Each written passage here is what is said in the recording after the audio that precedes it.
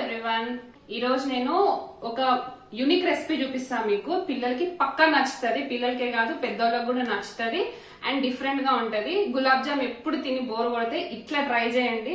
ఇంతకీ కేక్స్ చూపిస్తా, గులాబ్ జామ్ చూపిస్తా అనుకుంటే ఈ ప్యాన్ పట్టుకొని తిరుగుతుంది అనుకుంటున్నారా?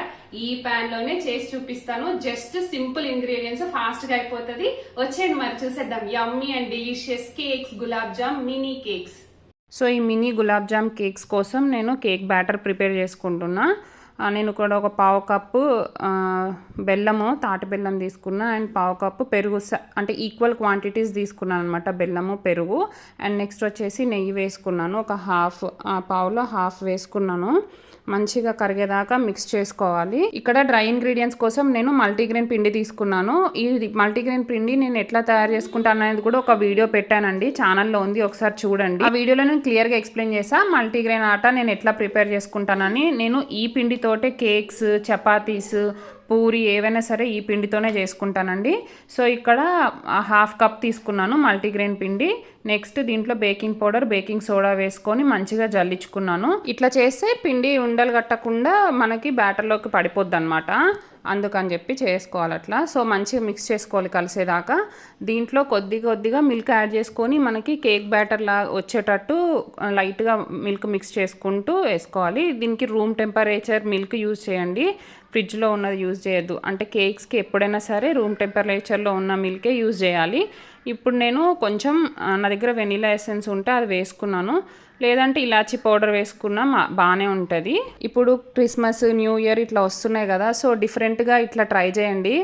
పిల్లలు కొంచెం ఇష్టపడతారు, డిఫరెంట్గా ఉంటాయి కదా. మంచిగా స్నాక్స్ బాక్స్లో కూడా పెట్టి పంపించవచ్చు.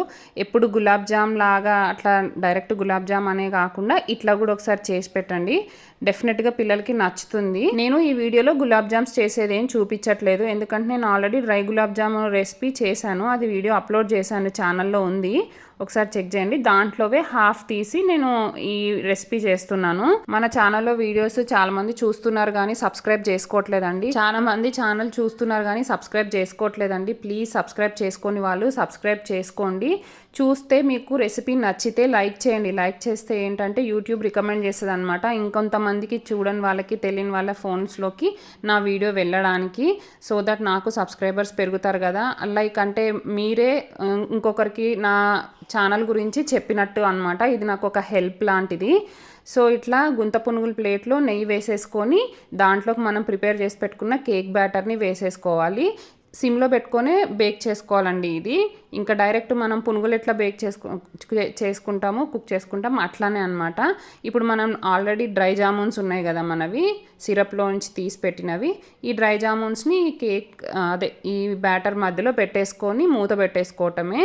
ఇంకా 10 మినిట్స్, లెస్ దెన్ 10 మినిట్స్లో మన కేక్స్ రెడీ అయిపోతాయి, బేక్ అయిపోతాయి. ఇక్కడ నేను దీనిపైన మూత పెట్టాను కదా, అది కరెక్ట్ మూత కాదు, అందుకని చెప్పేసి సైడ్స్కి ఉన్నది మూతకు అంటుకుపోయి కొంచెం అంత బ్రేక్ అయినట్టు అట్లా వచ్చింది. అది కొద్దిగా ఇగ్నోర్ చేయండి. మీరు చేసుకునేటప్పుడు మంచి పర్ఫెక్ట్గా ఉన్న మూత పెట్టుకోండి. నాకు లేదు కరెక్ట్ ఉన్న మూత దాంది, అందుకే అట్లా అయినాయి. ఇంకా మా వాడు ఎప్పుడెప్పుడా అని ఎదురు చూస్తూ ఉన్నాడు, సో ముందు వాడికే పెట్టేశాను. పాప పడుకుంది, లేదంటే అది వచ్చి ఇంకా కొద్దిగా రచ్చ చేసేదే. మా బున్నుకి, విన్నీకి ఇద్దరికి కేక్స్ అన్న స్వీట్స్ అన్న చాలా ఇష్టము. విన్నీ అయితే ఇప్పుడిప్పుడే మాటలు వస్తున్నాయి కదా, కూ కూ అంటది కేక్ అని రాక, లేకపోతే హ్యాపీ టు యూ అంటది. కేక్ అని వింటే చాలు, ఆ మాట వింటే చాలు హ్యాపీ టు యూ అంటది.